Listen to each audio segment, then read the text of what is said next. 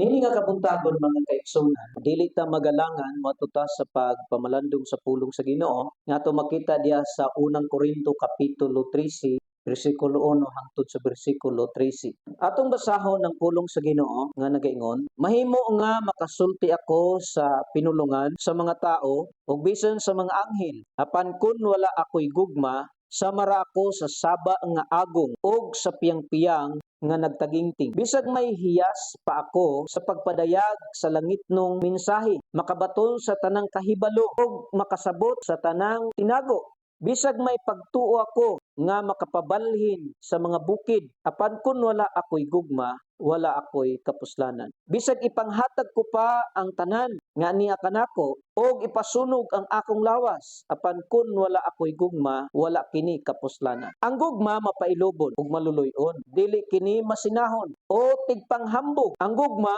dili mapahitason o bastos. Ang gugma dili mamugos sa kaugalingon kagustuhan. Ang gugma dili maksukanon o madinumtanon. Ang gugma dili malipay sa dautan kundili sa kamatuoran. Ang gugma mupailog, mutuo, mulaom o mulahutay gayon. Ang mga pagpadayag sa langitnong mensahe lumalabay lamang. Ang mga hiyas sa pagsultig lahi nga pinulungan mawala ug ang kahibalo mahanaw, apan ang gugma dili gayud matapos. Kaya nga atong kaalam og ang atong pagpadayag sa mga langitnong mensahe dili hingpit, apan kun ang hingpit moabot na, katong dili hingpit mawala. Sa bata pa ako, ang akong sinultihan, pagbati o panghunahuna, binata. Apan karon nga hamtong na ako, dili na ako magbinata. Ang atong nakita karon sama lamang sa hanap nga panagway diha sa salamin. Apan unya maklaro na gayud nato ang tanan. Ang nahibaluan ko karon tipik lamang, apan mahingpit ra unya kini sama sa kahingpit sa kahibalo sa Dios bahin kanako. Busa, kining tulo magpabilin, ang pagtuo, paglaom ug gugma, apan ang labing dako niini mao ang gugma. Dalaygon ng Ginoo niini nga kabuntagon sa iyang mga pulong nga atong gibasa, ang akong mga pag-ampo nga kini nga mga pulong sa Ginoo nga atong pamalandungan karon magpabilin kini nga buhi ug ang matag usa kanato masangkap niini nga mga mensahe. Atong duulo ng Ginoo pinaagi sa mga pag-ampo. Mahimayon ug dalaygon nga Dios niini nga kabuntagon, salamat Ginoo sa imong mga pulong nga among nabati. Among gibasa dinhi sa among taliwala. Nga akong mga pag-ampo Ginoo nga samtang amo kining pamalandungan, tuguti Ginoo nga ang imong mga pulong mutuhop sa among tagsa-tagsa ka mga kasing-kasing ug ang matag sa Ginoo imong sangkapon karon nga kabuntagon sa imong mga pulong. Salamat Ginoo sa imong pagabuhaton ug ang akong mga pag-ampo nga samtang mamalandong kami sa imong mga pulong Ginoo. Lamdagan mo ang among mga pagpanabot. Gamita bisan pa man kining imong ubos nga ulipon. Gamita ko karon nga buntag Ginoo nga magasulti sa imong mga pulong, dili pinaagi sa akong kaugalingon nga paningkamot, apan pinaagi sa pagmando sa gahom sa balang espiritu. Ginoong Dios, salamat sa tanan nimong pagabuhaton. Dalaygon ka sa walay katapusan, kini ang akong mga pag-ampo, pinaagi sa pangalan ni Kristo Jesus. Amen. Salamat sa Ginoo sa iyang mga pulong. Ang atong tema karon sa pagpamalandong sa pulong sa Ginoo, love, the best gift of all. Mani pinaka-the best nga gasa nga madawat sa usa ka tawo ang gugma. Ato ning bahinon sa tulo ka mga punto. Una nga punto, ang pagkaimportansya sa gugma. Ikaduha, ang dakong ginansya sa gugma. Ikatulo, ang kinaiya sa gugma. Karong bulan sa Pebrero, karong pitsa 14, ingon pa nila Valentine's Day. Unsa daw ng Valentine's Day? Araw ng mga puso. Ang uban malipayon kaayo. Labi na kini mga batanon excited nga kanang umaabot nga Valentine's Day. Pero kita nga mga Kristohanon dapat dili ta excited ana. Ano? Kaya ang Valentine's Day nga celebration na siya sa mga pagano. Ang butna kay pasabot mga kaigsunan nga wa may problema kung nagselebrar ta tungod sa gugma gihatag sa Ginoo. Ang problema, ang Valentine's Day, selebrasyon na siya sa kalibutan. Gani siguro karon pulibok na ang mga hotel.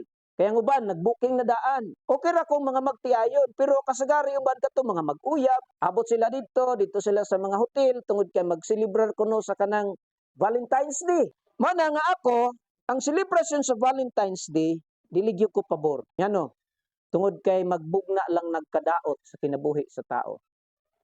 No, labi na sa mga batanon. Muna mga batanon nga Kristohanon, mag-amping mo. Dili mo mag-apil-apil og selebrasyon anang Valentine's Day. malagmit nga maputol ang inyong mga panghandoy tungod lang ana. Una, nga ato makita dinhi ang pagkaimportansya sa gugma. Makita nato na siya diha sa verse 1 up to verse 2. Matod pa ni Apostol Pablo, though I speak with the tongues of men and of angels and have not love, I have become sounding brass or a tinkling cymbal. And though I have the gift of prophecy and understand all mysteries and all knowledge, and though I have all faith so that I could remove mountains and have not love, I am nothing. Ingon pa ni Apostol Pablo, bisan pag makasulti ako sa pinulungan sa mga tao, o bisan sa mga anghel, apan kun wala ako'y gugma, samara ako sa masaba nga agong o sa piyang-piyang nga nagatagingting. Verse 2, bisan may hiyas pa ako sa pagpadayag sa langit nung mensahe, makabaton sa tanang kahibalo o makasabot sa tanang tinago, bisan may pagtuo ako nga makabalhin sa mga bukid, apan kun wala ako'y gugma, wala ako'y kapuslanan. Imagine na kining tanan nga gihisgutan ni Apostol Pablo dinhi, mga pinasahi ni nga mahitabo sa kinabuhi sa usa ka tawo. Kanang iyang giingon nga makasulti ka sa lain-lain nga mga pinulungan, makasulti ka sa mga pinulungan sa mga anghel. Ingon siya, kung wala ako'y gugma, murarakog kanang saba nga agong o piyang-piyang nga nagatagingting. Ikaduha, ingon siya, bisan pag may hiyas pa ako sa pagpadayag sa langit nung mensahe, dili na basta-basta makaigsunan nga mga hiyas. Kung naani sa usa ka tawo, maingon nato nga pagkabulahan niini nga tao nga naa siya ani. Makasulti siya lain-lain nga pinulungan, kaya niya makasulti bisan pa man sa mga sinultian sa mga anghel, kaya niya nga magpadayag og langit nung mga mensahe. Pero ingon siya Apostol Pablo, kung wala ako'y gugma, murara ko og kanang masaba nga agong o piyang-piyang nga nagatagingting. Kung siyang gidugang pa dinhi, bisan pa kuno makasabot siya sa mga tinago, bisag may pagtuo pa siya nga makabalhin sa mga bukid, paningon siya, kung wala ako'y gugma, wala ako'y kapuslanan. Imagine ikaw na ang tao nga naa niining tanan nga giisgutan ni Apostol Pablo. Pero ingon siya, bisag naa ni sa imo, bisag naa ni sa ato, pero wala tay gugma, ingon sa Apostol Pablo, wala ako'y kapuslanan. Diya nato makita ang kaimportansya sa gugma nga kinahanglan gyud huptan sa usa ka tawo. Of course, kini nga gugma dili nato basta-basta nga mabatunan. Mabatunan lang ni nga gugma sa mga taong dunay tinuod nga pagsalig ug pagtuo diha sa Ginoo. Kini nga gugma wala ni sa mga taong wala diha sa Ginoo. Kini nga gugma naara ni sa mga taong dunay tinuod nga pagsalig ug pagtuo sa Ginoo. Kung ikaw sa ka magtotoo, ang pinakanindot nga gasa nga imong nadawat mao ang gugma. Mao na nga bulahan ang mga magtotoo diha sa Ginoo tungod kay nakasinati niini nga gugma. Ikaduha, ang dakong ginansya sa gugma. Siguro ang uban moingon nga, unsa may ginansya sa gugma? Kana mga tawo nga wala makasabot, moingon nga wala may ginansya sa gugma. Pero ang mga tawo nga nakadawat niini nga gasa, doon na sila dakong ginansya. Sama sa giingon ni Apostol Pablo dinhi sa verse 3, ingon siya, and do I bestow all my goods to feed the poor, and do I give my body to be burned, and have not love, it profits me nothing. Ingon siya, bisag ipanghatag ko pa ang tanan nga niya kanako, ug ipasunog ang akong lawas, apan kun wala ako'y gugma, wala kini kapuslanan. Imagine, ingon ni Apostol Pablo, bisan pag ipanghatag niya ang tanan nga naa sa iya ngadto sa mga kabos, pero kung walay gugma, ingon siya, it's profit me nothing. Buti pasabot nga, diha di ay sa gugma, dunay dakong ginansya. Kung nagbuhat ta sa mga butang, inubanan sa gugma, wala ta napugos, dunay dakong ginansya ni anak mga kaigsoon. Mana nga, kita nga makristohanon, tanan nga atong gibuhat, kinahanglan inubanan sa gugma. Pag ani nato simbahan, aron mo simba sa Ginoo, kinahanglan kanang motivated by love. Pagbuhat nato sa mga buluhaton sa Ginoo, kinahanglan inubanan sa gugma. Pag-participate nato sa mga buluhaton para pagpalambo sa gingharian sa Ginoo, kinahanglan inubanan sa gugma. Dili ta pinugos og diha niya na do na tay maani nga dakong ginansya diha sa gugma. Ikatulo, mga kaigsunan, ang kinaiya sa gugma. Unsay kinaiya sa gugma? Matod pa sa verse 4 up to verse 6, ingon siya, love is patient and is kind. Love does not envy. Love does not promote itself, is not puffed up, does not behave rudely, is not self-seeking, is not easily provoked, does not impute evil, does not rejoice in weaknesses, but rejoice in truth. Mana ang kinaya sa gugma.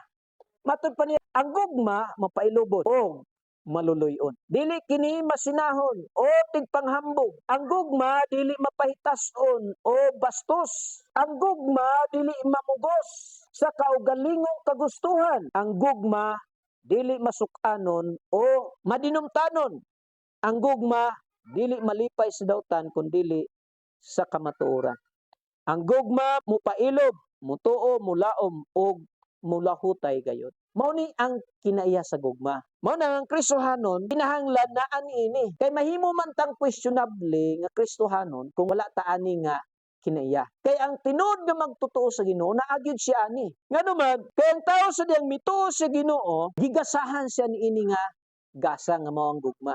Kini nga gugma mga kaigsunan, dili ni siya gugma nga kanang tawhanon o kalibutanon, gugma kini nga gitawag og divine love or agape love. Kay kining atong tawhanon nga gugma, garboso, mamugos.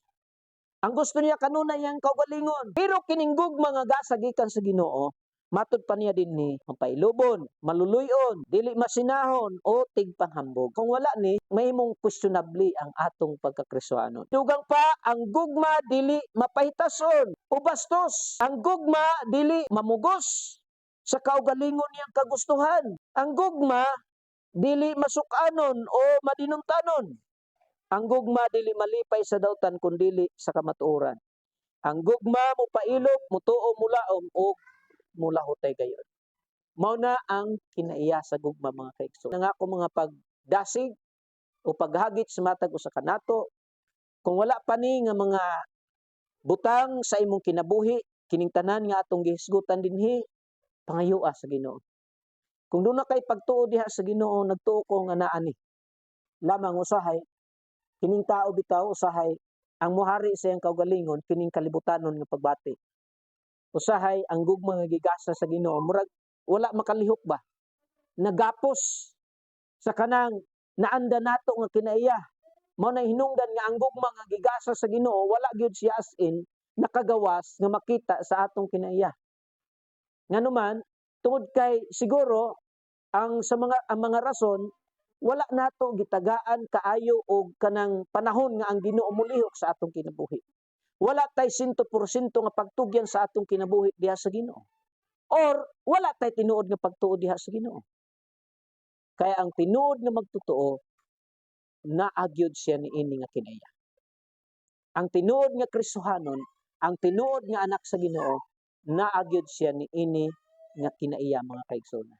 So nini nga kabuntagon ng ako mga pag-ampo ug mga panghinaot nga napanalanginan ta sa pulong sa Ginoo. Hinaoton ta nga ang gugma nga nagikan sa atong Ginoo mao gayud ang magpadayag diha sa atong tagsa-tagsa ka mga kasing-kasing. Dalay ko ng Ginoo sa walay katapusan, niini nga kabuntagon siya mga pulong nga atong gipamalandungan. Atong duolo ng Ginoo pinagis mga pag-ampo.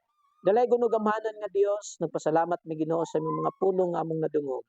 Nga ako mga pag-ampo Ginoo, paday nimo Ginoo i-develop ang imong gugma nga imong gigasa kanamo dinhi sa among makinabuhi. Nga makita Ginoo sa among mga panggawi, mabati Ginoo diha sa among mga sinultihan aron nang matag usa kanamo Ginoo mahimong panalangin ngadto sa daghan pang mga kalag nga nagkinahanglan sa imong kaluoy. Salamat Ginoo sa imong pagabuhaton, dalaygon ka sa walay katapusan, niini nga kabuntagon, amo kang gipasidunggan gipasalamatan sa imong mga pulong nga among nadungog dinhi nga kabuntagon pinaagi sa pangalan ni Kristo Jesus nga among Ginoo manluluwas. Amen.